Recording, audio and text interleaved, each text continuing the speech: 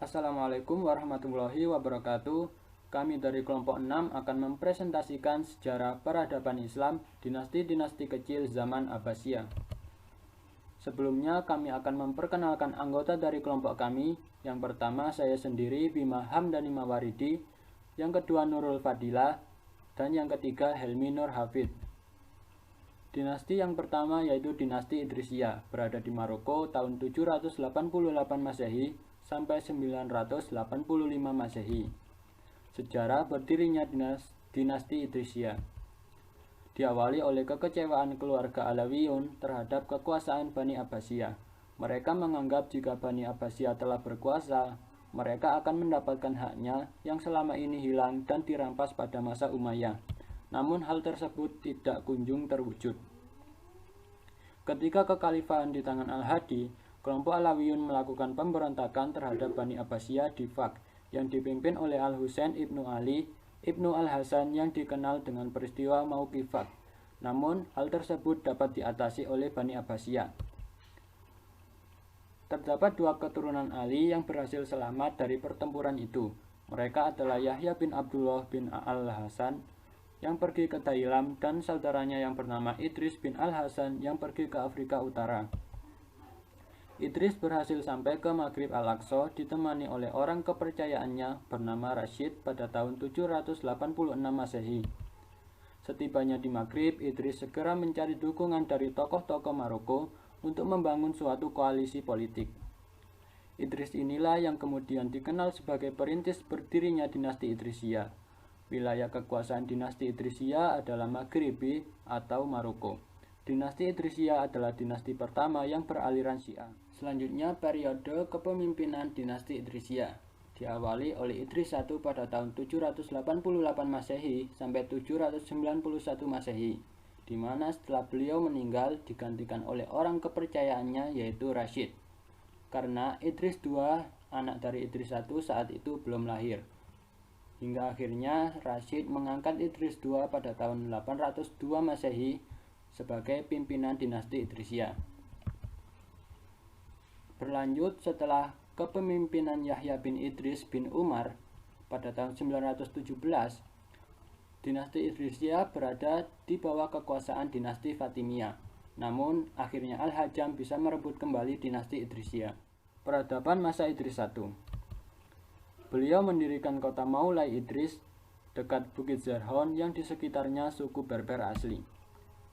Yang kedua, Idris telah berhasil memperluas wilayah kekuasaannya mulai dari Kairouan hingga Samudra Atlantik. Ini merupakan hasil ekspansi wilayah yang dilakukan olehnya dengan cara diplomasi atau dengan cara kekerasan jika terpaksa. Yang ketiga, sebagai pendiri monarki pertama di Maroko pasca Islamisasi kawasan tersebut. Peradaban masa Idris II membangun dua kota di lembah Fez dengan nama Udwa al-Qarawiyyin dan Udwa al-Andalusiyin pada tahun 809 Masehi. Yang kedua, ia memindahkan ibu kota dari kota Walili ke kota Fez. Yang ketiga, Idris II membangun sarana dan prasarana yang dibutuhkan dalam sebuah pemerintahan seperti istana, masjid, dan pembangunan saluran air. Yang keempat, menjalankan kebijakan invasi militer pada tahun 812 Masehi. Invasi ini berhasil memperluas wilayah negaranya dari Tilimsan hingga pesisir Samudra Atlantik. Peninggalan dinasti Idrisiyah, yaitu koin Idrisiyah yang dicetak pada masa Ali I. Kemudian masjid dan Universitas Qarawiyyin yang dibangun pada masa pemerintahan Yahya ibnu Muhammad. Kemunduran dan keruntuhan dinasti Idrisiyah. Kemunduran dinasti ini dimulai pada masa Yahya II. Gejolak perang saudara dan konflik dengan Khawarij telah mengakibatkan krisis ekonomi dan sosial yang cukup serius. Keadaan ini sempat membaik di kala kepemimpinan Yahya IV. Akan tetapi muncul dinasti Fatimiyah, gerakan Syiah yang lain di pusat Afrika Utara, di bawah pimpinan Ubaidillah al-Mahdi. Pada tahun 917 Masehi, dinasti Idrisiyah berada di bawah kekuasaan dinasti Fatimiyah, yang menandakan berakhirnya eksistensi dinasti Idrisiyah. Selanjutnya sempat terjadi beberapa kali pergantian kekuasaan antara dinasti Idrisiyah dan dinasti Fatimiyah, hingga akhirnya dinasti Idrisiyah benar-benar musnah pada tahun 375 Hijriah di tangan kaum Fatimiyah. Dinasti kedua yaitu dinasti Aghlabiyah di Afrika Utara pada tahun 800 Masehi sampai 908 Masehi. Sejarah berdirinya dinasti Aghlabiyah. Di bagian barat Afrika Utara terdapat dua bahaya besar yang mengancam kewibawaan dinasti Abbasiyah. Pertama dari dinasti Idris yang beraliran Syiah dan yang kedua dari golongan Khawarij. Ini membuat Harun ar-Rasyid menempatkan bala tentaranya di Ifriqiyah di bawah pimpinan Ibrahim bin al-Aghlab. Dia berhasil untuk mengamankan wilayah tersebut. Setelah itu, ia mengusulkan kepada Harun ar-Rasyid supaya wilayah tersebut dihadiahkan kepadanya dan anak keturunannya secara permanen.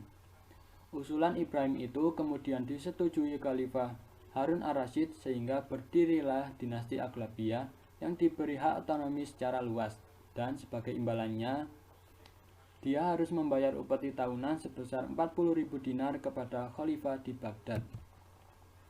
Periode kepemimpinan dinasti Aghlabiyah yang pertama yaitu Ibrahim I, kedua Abdullah I, yang ketiga Ziyadatullah, selanjutnya Abu Iqbal, Muhammad I, Ahmad, Ziyadatullah II, Abu Ghasanik, Ibrahim II, Abdullah II, dan Ziyadatullah III.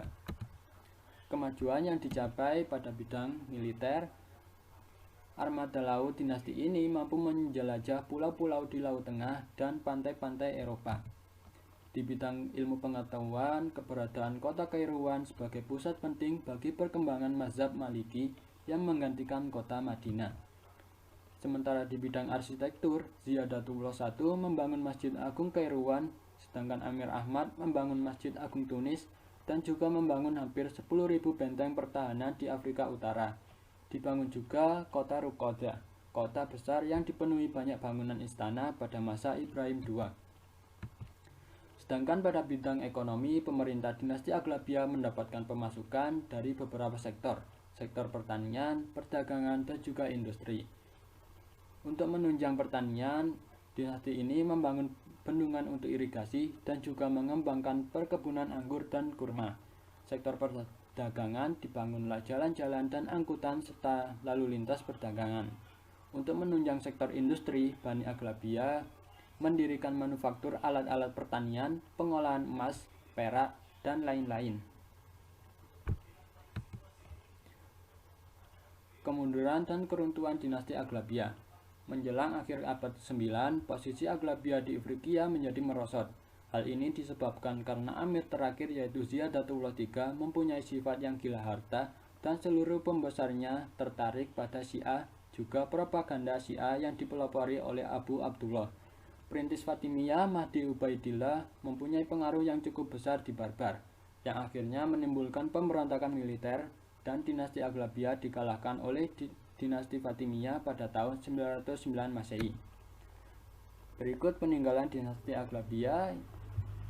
Ini Masjid Agung Kairouan di Tunisia, kemudian uang dinar pada masa Ibrahim I bin al-Aghlab, dan benteng Ribat di kota Susa, Tunisia.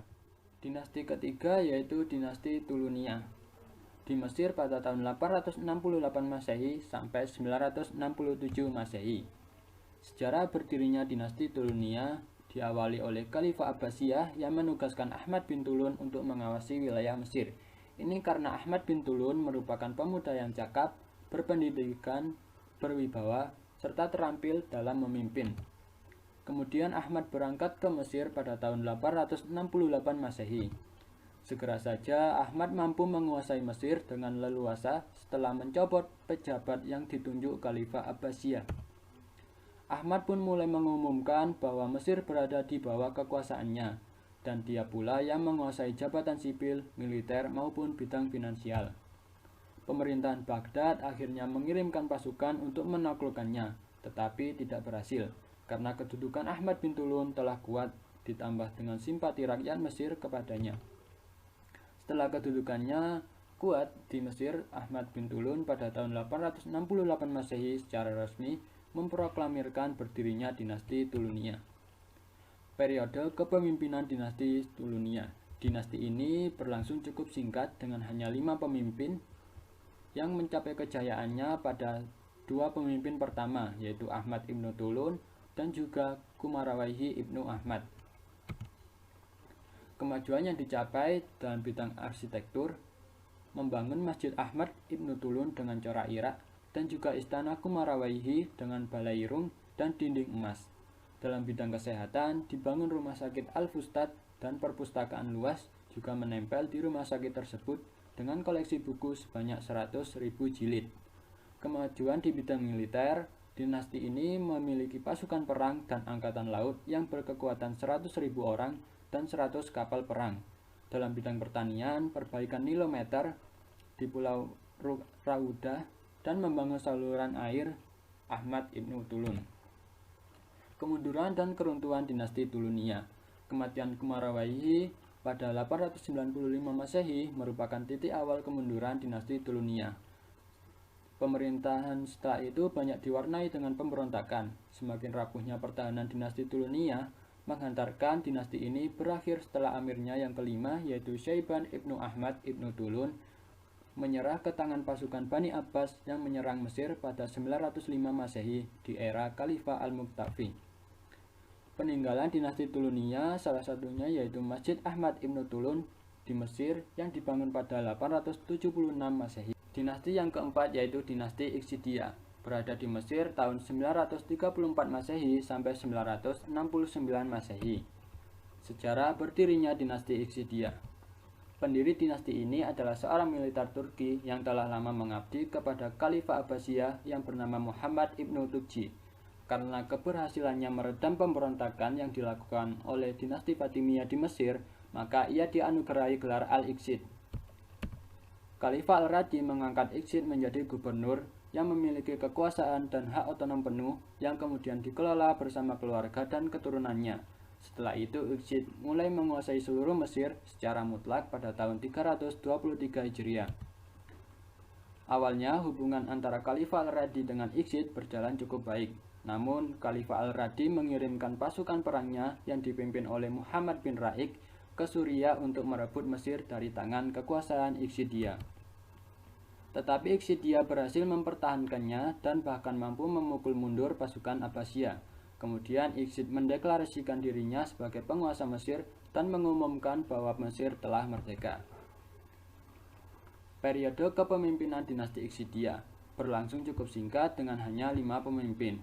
Namun pada kurun waktu 334 Hijriah sampai 357 Hijriah, kekuasaan dipegang oleh Abu al-Misk Kafur. Awalnya adalah ia seorang budak yang kemudian diangkat menjadi wali raja. Masa Muhammad Ibnu Tughji al-Iqsid. Iqsid dikenal sebagai orang yang taat beragama. Ia selalu menghadiri acara khatam Al-Quran setiap Ramadan. Pada tahun 330 Hijriah, Iqsid menguasai Suriah pasca Khalifah Muhammad bin Raik wafat. Setahun kemudian Iqsid melebarkan sayap kekuasaannya ke tanah suci Mekah dan Madinah. Dinasti inilah yang mengurusi haji dan umroh pada waktu itu. Pendapat pajak Mesir pada masa Iqsid sebesar 2 juta dinar per tahun. Masa Abu al-Misk Kafur. Dia adalah pemimpin yang berperangai baik, pemberani, jujur, tegas, sekaligus santun dan lembut. Beliau juga melakukan perluasan kekuasaan sampai menguasai Mesir, Suriah, dan Maroko. Kafur juga membangun istana yang terkenal dengan sebutan Bustan Al-Kafur di Raudah. Kemunduran dan keruntuhan dinasti Iksidiyah. Setelah Kafur wafat, dinasti ini kemudian dipimpin oleh cucu Iqsid, Abu Fawaris Ahmad bin Ali.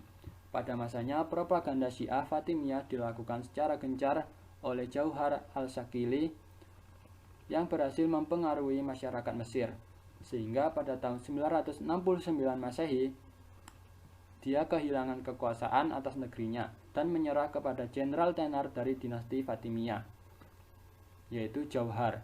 Sehingga pada akhirnya dinasti ini resmi telah jatuh ke tangan dinasti Fatimiyah pada tahun 969 Masehi. Baik, selanjutnya yaitu dinasti Hamdaniyah. Terdapat perbedaan pada referensi tahun berdiri dan berakhirnya dinasti ini.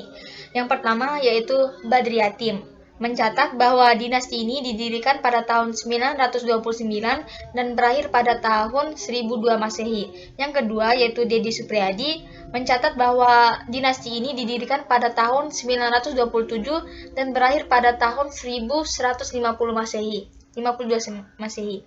Dan yang terakhir yaitu didirikan oleh Hamdan bin Hamdun. Abu Hamdan bin Hamdun pernah ditangkap oleh Khalifah Abbasiyah karena beraliansi dengan kaum Khawarij untuk menentang kekuasaan Bani Abbas. Akan tetapi, putranya menyelamatkannya dan Abu Hamdan diampuni oleh Khalifah Abbasiyah. Nah, untuk wilayah kekuasaan dinasti Hamdaniyah ya terbagi menjadi dua, yaitu yang pertama Halb di Aleppo dan yang kedua yaitu Mosul di Irak.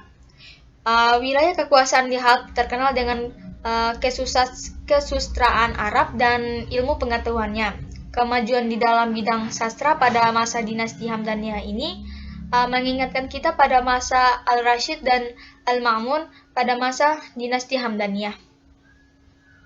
Muncul ilmu-ilmuwan muslim terkenal seperti yang pertama yaitu Abi Al-Fat dan Utsman bin Jini yang menggeluti bidang nahwu, Abu Thayyib al-Mutannabi, Abu Firash Husain bin Nashar ad-Dawah, Abu A'la Ma'ari al-Isfahani dan Syaif ad-Daulah sendiri mendalami ilmu sastra, bahkan ia merupakan pelindung sastra Arab. Yang kedua yaitu Al-Farabi. Ia membuktikan kerjasama dengan pemerintahan dinasti Hamdaniyah, yaitu Syaif ad-Daulah. Karena kehebatan Al-Farabi pada masa itu, Syiat ad-Daulah memanfaatkannya dengan baik sehingga rakyat menjadi makmur dan sejahtera. Dan yang ketiga yaitu Ibnu Sina, atau terkenal di barat dengan nama Avicenna. Pernah menjabat menteri pada pemerintahan dinasti Hamdaniyah karena kecakapannya sebagai seorang dokter, filosof, dan ahli ilmu pengetahuan lainnya. Nah, untuk kemunduran dinasti Hamdaniyah ini yaitu yang pertama yaitu kelemahannya struktur pemerintahan dan sendi-sendi kekuatan militer. Yang kedua yaitu bangkitnya kembali dinasti Bizantium, dan yang ketiga itu kebijakan ekspansionis Fatimiyah. Nah, untuk kelemahan struktur pemerintahan dan sendi-sendi kekuatan militer, setelah wafatnya dua orang bersaudara yaitu Abu Muhammad dan Husain, para penggantinya selalu berebut kekuasaan sehingga mereka hanya terfokus pada perbuatan kekuasaan saja. Inilah yang menyebabkan kelemahan struktur pemerintahan dan sendi-sendi kekuatan militer. Dan yang kedua itu bangkitnya kembali dinasti Bizantium. Bangkitnya kembali dinasti Bizantium di bawah kekuasaan Macedonia yang bersamaan dengan berdirinya dinasti Hamdaniyah di Suriah, menyebabkan dinasti Hamdaniyah ini tidak bisa menghindar dari invasi wilayah yang dilancarkan oleh Bizantium. Invasi yang dilakukan oleh Bizantium terhadap Suriah mengakibatkan Aleppo dan Hims jatuh ke tangan Bizantium. Dan yang terakhir yaitu kebijakan ekspansionis Fatimiyah. Kebijakan ekspansionis Fatimiyah ke Suriah bagian selatan juga melumpuhkan dinasti ini, bahkan sampai terbunuhnya Sa'id ad-Daulah yang sedang memegang kekuasaan dinasti Hamdaniyah. Akhirnya, dinasti ini ditakluk kepada dinasti Fatimiyah pada tahun 392 Hijriah atau 1004 Masehi. Dan selanjutnya itu dinasti Tohiriyah. Sejarah berdirinya dinasti Tohiriyah yaitu didirikan oleh Tohir ibnu Husain pada tahun 150-207 Hijriah. Seorang yang berasal dari Persia, terlahir di desa Musas dekat Marwah. Ia diangkat sebagai panglima tentara pada masa pemerintahan Khalifah Al-Ma'mun. Ia telah banyak berjasa membantu Al-Ma'mun dalam menumbangkan Khalifah Al-Amin dan memadamkan pemberontakan kaum Alwiyah di Khorasan. Pada mulanya Al-Ma'mun memberikan kesempatan pada Tohir untuk memegang jabatan gubernur di Mesir pada tahun 205 Hijriah. Kemudian dipercaya pula untuk mengendalikan wilayah timur. Tohir ibnu Husain yang memerintah pada tahun 205-207 Hijriah menjadikan kota Marwah sebagai tempat kedudukan gubernur. Setelah ia wafat, jabatan gubernur dilimpahkan oleh khalifah kepada anaknya, yaitu Talhah ibnu Tohir yang memerintah selama 6 tahun, yaitu sejak tahun 207 sampai 213 Hijriah. Kemudian untuk kemajuan pada dinasti Tohiriyah ini, yang pertama yaitu meningkatkan kerjasama dengan dinasti Abbasiyah, terutama dalam upaya meredam pada para pemberontak. Dan yang kedua yaitu melaksanakan perjanjian dengan baik, memberikan hak-hak Bani Abbas sebagai keluarga penguasa, memperbaiki keadaan perekonomian dan memantapkan keamanan, meningkatkan perhatian pada bidang ilmu pengetahuan dan akhlak, dan yang terakhir yaitu berhasil menjadikan kota Nishapur menjadi pusat peradaban Islam yang patut diperhitungkan. Kemudian untuk kemunduran dinasti ini yaitu pasca pemerintahan Abdullah ibnu Thohir, kekuasaan dinasti Tohiriyah mulai mengalami penurunan pada saat pemerintahan dipegang oleh Muhammad bin Jabir. Wilayah Kurusan mengalami kemunduran yang nampak jelas, dan bersamaan itu pula muncul sebuah kekuatan baru dari dinasti Safar di wilayah Sijistan, dan selanjutnya wilayah Kurusan pun dapat dikuasai oleh dinasti Safariyah. Nah, selanjutnya yaitu dinasti Safariyah pada tahun 254 sampai 289 Hijriah atau 867 sampai 903 Masehi. Sejarah berdirinya ketika Yakub sudah mulai kuat pada tahun 253 Hijriah atau 867 Masehi, ia memulai gerakannya dengan melakukan perluasan wilayah ke Sijistan dan Punjab. Dan pada tahun yang sama, ia memproklamirkan dirinya sebagai penguasa. Pada tahun itu, ia dapat merebut benteng Herat bagian utara, perbatasan wilayah Kursan. Ia menguasai wilayah untuk wilayah Makram atau Balukistan dan wilayah Fars.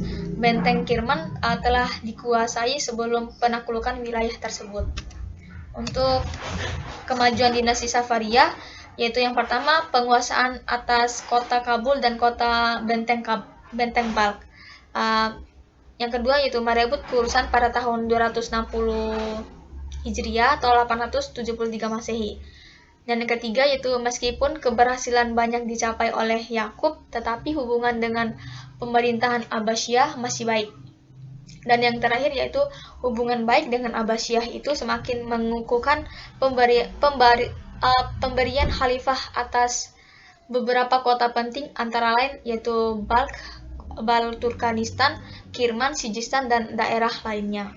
Nah, untuk kemunduran pada dinasti Safariyah ini yaitu dengan pada saat meninggalnya Yakub, kemudian Amr ibnu Lais dijadikan sebagai gubernur Sijistan. Di tangan Amr, ia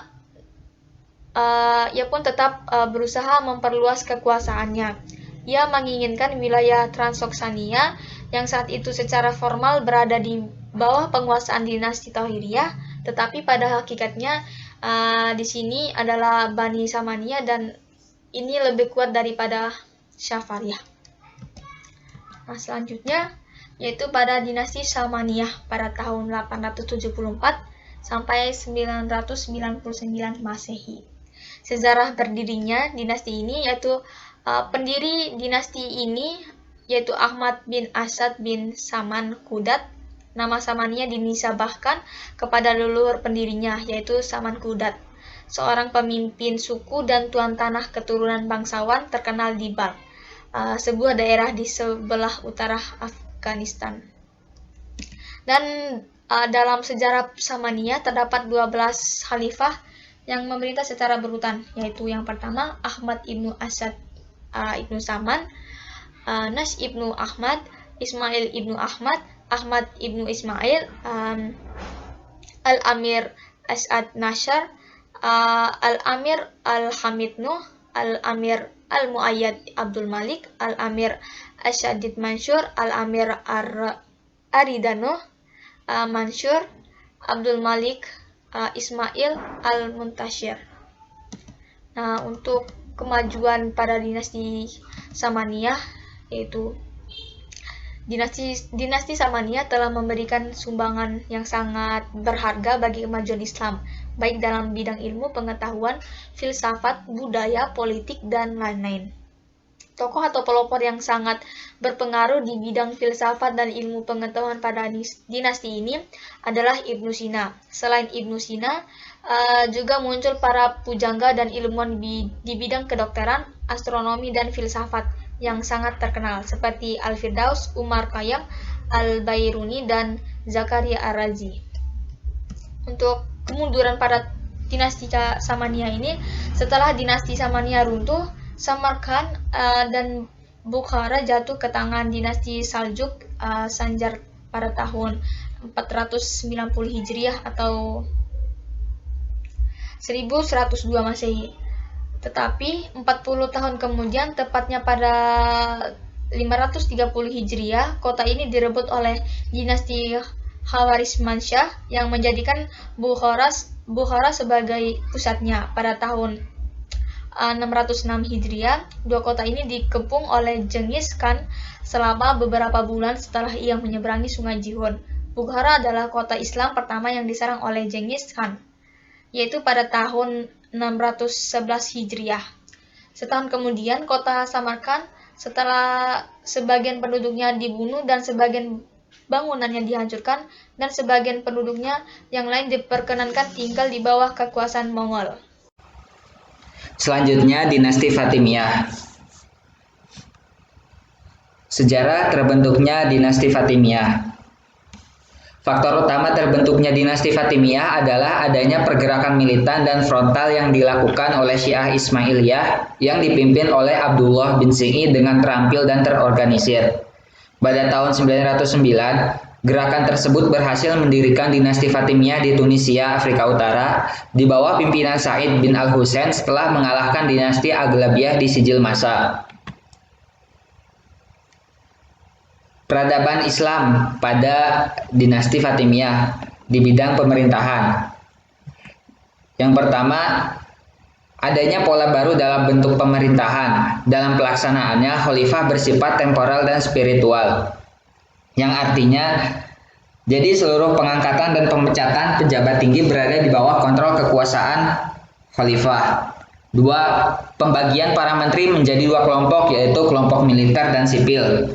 Adapun kelompok militer diantaranya urusan tentara,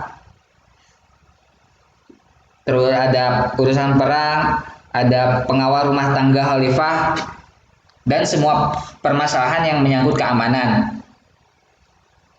Dan yang termasuk kelompok sipil diantaranya ada kodi, ketua dakwah, inspektur pasar, bendaharawan negara, wakil kepala urusan rumah tangga khalifah, dan ada qori. Ketentaraan yang dibagi menjadi tiga kelompok. Pertama, amir-amir yang terdiri dari pejabat-pejabat tinggi dan pengawal khalifah. Kedua, para ofisir jaga. Ketiga, berbagai resimen yang bertugas sebagai hafizah, juyuthiyah, dan sudaniyah. Selanjutnya, pemikiran dan filsafat.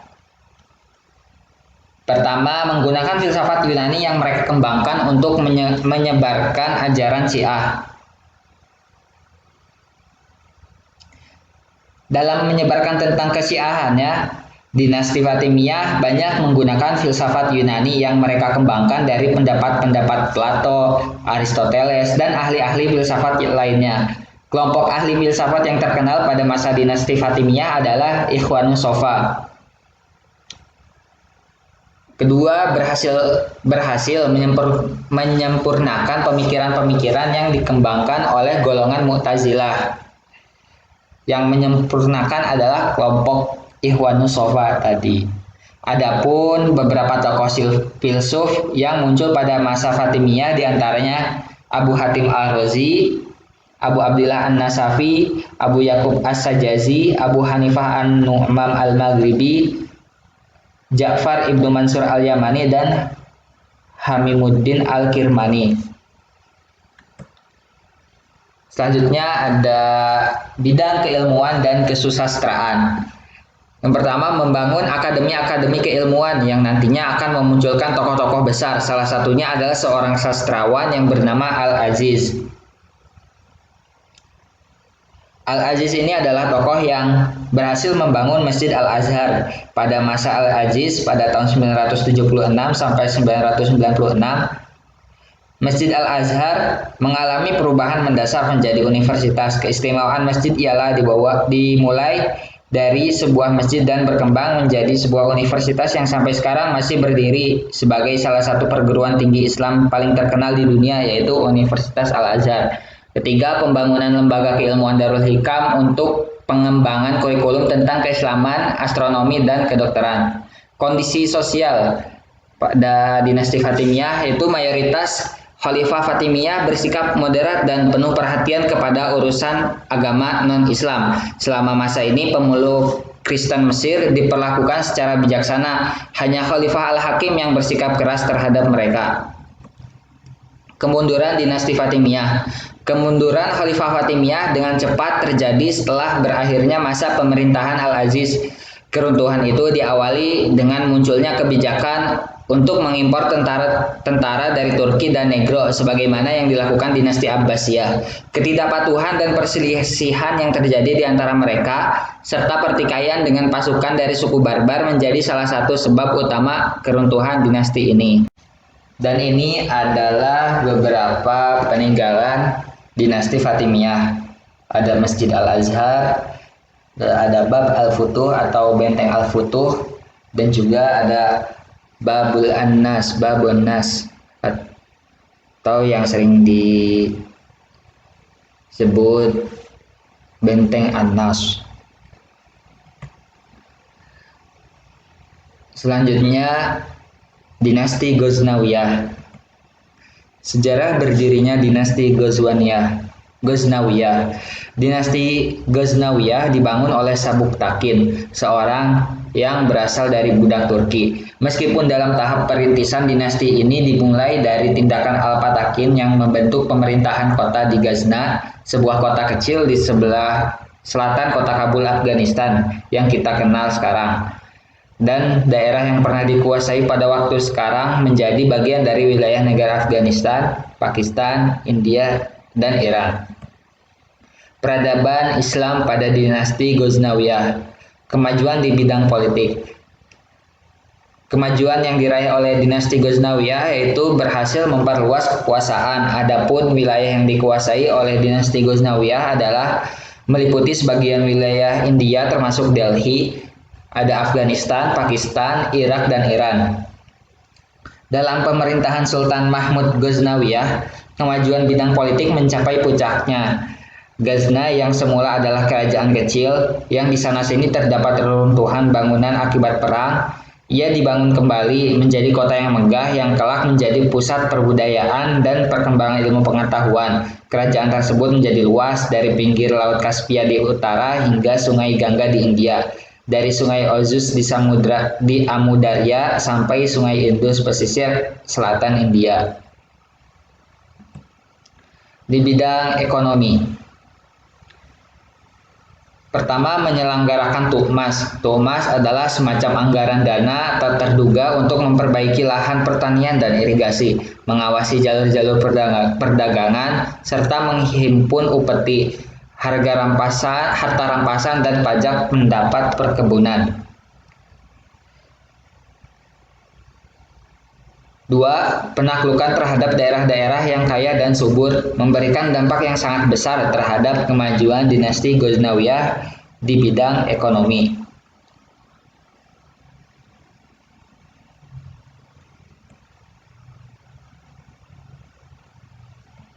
Selanjutnya dalam bidang ilmu pengetahuan.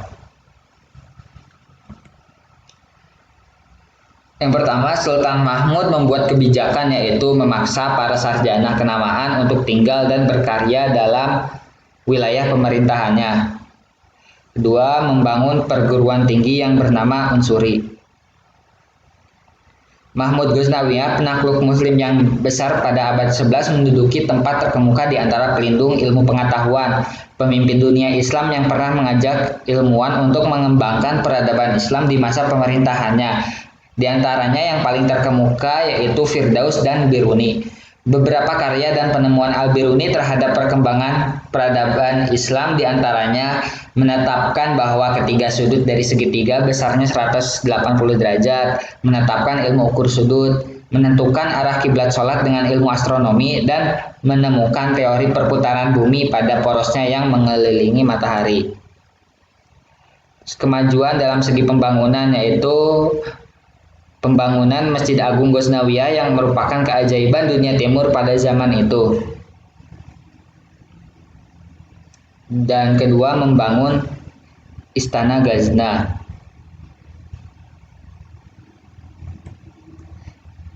Kemunduran dinasti Ghaznawiyah. Faktor utama penyebab kemunduran Bani Ghaznawiyah dimulai sejak putranya Muhammad ibnu Mahmud diangkat menggantikan bapaknya Sultan Mahmud dan perebutan tahta dengan adiknya Mas'ud bin Mahmud.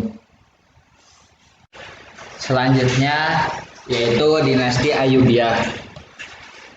Sejarah berdirinya dinasti Ayyubiyah. Dinasti Ayyubiyah didirikan oleh Salahuddin Al-Ayyubi yang berpusat di Mesir. Naiknya Salahuddin sebagai penguasa Mesir mengawali kesultanan dinasti Ayyubiyah. Dalam masa pemerintahannya, dinasti Ayyubiyah mencapai masa kejayaan dengan menguasai wilayah di Mesir, Palestina, Jordania, Syria, Hijaz, wilayah sekitar Mekah dan Madinah, serta Yaman. Dua berasal dari suku Kurdi yang kemudian membentuk sebuah kesultanan yang berpusat di Kairo, Mesir, dan berperan penting merebut kembali kota Yerusalem dan wilayah Palestina dari pasukan Salim. Peradaban Islam pada Bani Ayyubiyah. Peradaban Islam di bidang pendidikan dan dakwah. Pertama, membentuk Departemen Pendidikan. Lembaga Darul Hikmah yang didirikan oleh Khalifah Dinasti Fatimiyah, Kekhalifahan Dinasti Fatimiyah, Mu'izz Lidinillah, dijadikan Departemen Pendidikan dan Penerjemahan. Departemen ini melakukan penerjemahan buku-buku ilmu pengetahuan dari bahasa asing ke bahasa Arab, sehingga lebih mudah dipelajari bagi umat muslim. Kedua, mereformasi pengajaran di Al-Azhar. Pada masa kekhalifahan Salahuddin Al-Ayyubi, seiring dengan paham Sunni yang dianut oleh dinasti Ayyubiyah, visi dan misi yang pendidikan di Al-Azhar banyak mengajarkan ilmu-ilmu agama yang bercorak paham Sunni. Padahal pada masa pemerintahan Fatimiyah, pengajaran di Al-Azhar bercorak paham Syiah. Ketiga, membangun lembaga pendidikan. Pada masa pemerintahan Ayyubiyah, hampir di setiap kota berdiri lembaga-lembaga pendidikan Islam madrasah dan lembaga pendidikan tinggi atau kuliah. Pusat-pusat ilmu pengetahuan tersebut dapat ditemukan di Kairo, Damaskus, Hadramaut, Yaman, dan Palestina. Lembaga pendidikan Islam yang didirikan diantaranya ada Madrasah As-Sauhiyah tahun 1239 Masehi sebagai pusat pengajaran hukum 4 mazhab, dan Darul Hadis Al-Kamilah didirikan tahun 1222 Masehi sebagai pusat pengajaran hadis dan ilmu hadis. Madrasah yang didirikan oleh pemerintah dinasti Ayyubiyah rata-rata beraliran mazhab Syafi'iyah dan Malikiyah. Kemudian dalam bidang perdagangan dan industri. Hubungan perdagangan antara negeri Syam dan Mesir yang sudah lama terjalin membawa dampak yang cukup baik terhadap kehidupan sosial masyarakat. Keadaan yang demikian ini tentu sangat positif untuk meningkatkan pertumbuhan ekonomi dan meningkatkan taraf hidup masyarakat yang lebih baik. Mesir sebagai daerah penghasil barang-barang tenun, karpet, kulit, dan kayu banyak didatangi oleh pedagang Syam. Sebaliknya, pedagang Syam sebagai daerah penghasil kurma, buah-buahan, sutra, dan berbagai macam barang keramik juga banyak didatangi pedagang dari Mesir, sehingga terjadilah aktivitas ekspor impor barang-barang perdagangan antara kedua negeri tersebut. Kemajuan di bidang politik. Pada masa sebelum Salahuddin berkuasa, kondisi umat Islam terpecah belah. Ketika itu banyak terjadi persaingan kerajaan-kerajaan kecil dan permusuhan antara mazhab. Namun berkat kepemimpinan seorang Salahuddin, keadaan masyarakat Islam bisa bersatu dalam satu barisan. Ia mampu mempersatukan wilayah-wilayah Islam mulai Mesir Utama sampai Yaman, mulai Afrika Utara sampai Asia Kecil. Selain itu, Salahuddin juga membuat beberapa kebijakan dalam membangun pemerintahan, diantaranya mengganti pegawai yang pemerintahannya itu korup. Kedua, memecah pegawai yang bersekongkol dengan penjahat.